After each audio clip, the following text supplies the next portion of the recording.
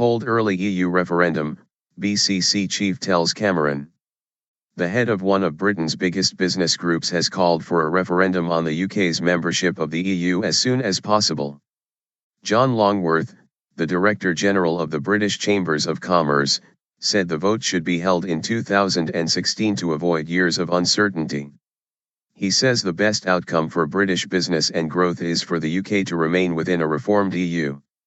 David Cameron has promised a referendum in 2017 if he wins May's election. In response to Mr. Longworth's comments, a Conservative source said, "We've said we'd hold a referendum by 2017, but if it is possible to hold it earlier, that would be fine." Mr. Cameron has said they will hold an in-out vote by 2017 after negotiating a better deal in Europe. Club. But in a speech to the BCC's annual conference in London, Mr. Longworth will argue that the focus of renegotiations should not be on repatriating powers, as Mr. Cameron wants.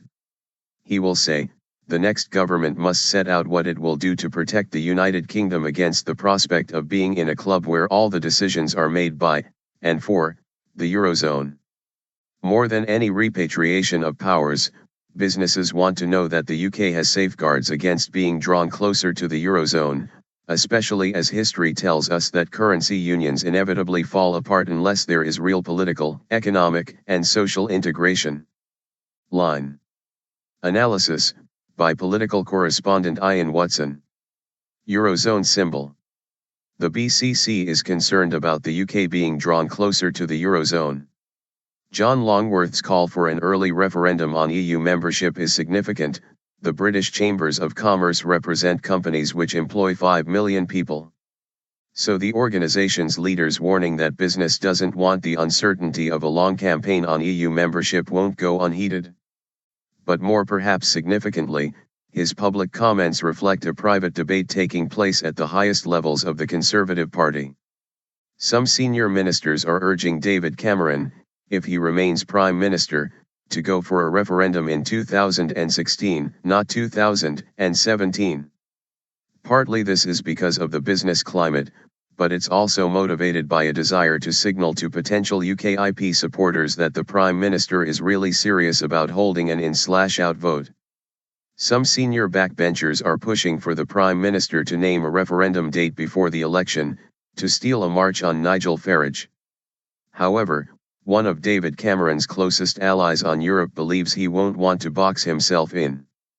The downside of an early referendum is that it wouldn't give much time to renegotiate Britain's relationship with Brussels. That, in turn, could increase the risk of a no vote. And both the Prime Minister and the head of the Chambers of Commerce say they want to stay in a reformed EU. Line. Mr. Cameron will use his speech to the BCC conference to call on Britain's business leaders to give their workers a pay rise. He will say economic conditions have not been this good for a long time and will call on firms to increase wages. Mood music. Economic success can't just be shown in the GDP figures or on the balance sheets of British businesses but in people's pay packets and bank accounts and lifestyles, the PM will say. The most recent figures show that wages are already growing faster than inflation, and as the economy continues to grow, it's important this continues and that everyone benefits.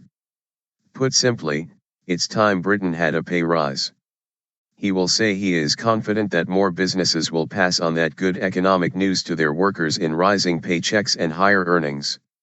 However, TUC General Secretary Francis O'Grady said Mr. Cameron's call is no more than pre-election mood music. There are nurses, midwives and public sector midwives across the board who will find it a bit rich that the government is calling for a pay rise for everybody but them, she said. Unite General Secretary Len McCluskey called on the government to immediately boost the minimum wage by at least £1.50 an hour.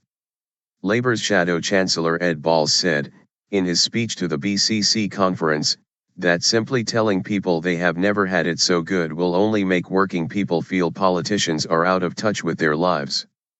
But the main thrust of his speech was a warning about the risk to the economy posed by an EU referendum. Because Britain walking out of the EU is the biggest risk to our economy in the next decade. EU exit risks British jobs, trade and investment and the future prosperity of the UK. And every comment by senior cabinet ministers saying they would be happy or relaxed to see us walk out, and every hint that a referendum could happen as early as next year, before any meaningful reform agenda could be achieved, only adds to the uncertainty and risk for British businesses. Line Analysis, by Norman Smith, Assistant Political Editor. Norman Smith.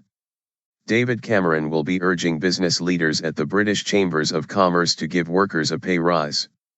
He won't quite say to them, "You've never had it so good," but his view is the economy hasn't been so benign for business since the crash, with inflation down at 0.5%, growth now bedding in, the fastest growth for 7 years, cheap borrowing costs, cheap energy costs. Now is the time to pass on some of the profits business is earning in pay rises. In part that's an attempt to blunt Labour's offensive over the cost of living, but I think it also does reflect perhaps an anxiety that although we know pay is gradually beginning to overtake inflation, it's happening very, very late in the day, and I think the concern in government circles is, will people actually feel better off by the time of the election? One thing that I suspect will be picked up on today is that fact that Ed Miliband is not at the BCC conference. I've spoken to Mr. Miliband's office. He was invited back in December, but they say due to a diary clash he couldn't attend, and Ed Balls will be attending instead. I think the danger is, in terms of perception, it tends to fuel the view that somehow Mr. Miliband isn't that interested in business. I'm told he will be addressing the Engineering Employers Federation in a few weeks' time. Line. Labour has said it will only sanction a referendum if further powers are handed from the UK to Brussels requiring a fundamental change to existing treaties. A Liberal Democrat source said that it was not opposed to a referendum in principle, but said it should only happen if significant powers were transferred, and that its commitment to remaining in the EU is what most businesses want and what the BCC wants. UKIP has suggested talk of a 2016 referendum is a ruse by the Conservatives and by Mr. Cameron, who it says previously begged for time for the renegotiation. The BCC takes a different view on the issue than the CBI, the UK's other leading business organisation, which has argued that a referendum will cause widespread uncertainty. The TUC has long campaigned for a pay rise for British workers, while Mr. Balls will say the UK must deliver rising prosperity for everyone who works hard and plays by the rules. Liberal Democrat leader Nick Clegg will use his speech to the BCC conference to set a target of helping 1 million more women into work by 2020, saying the Lib Dems will require firms with more than 250 staff to publish the average pay of their male and female workers. SNP Deputy First Minister John Swinney is among other speakers at the event.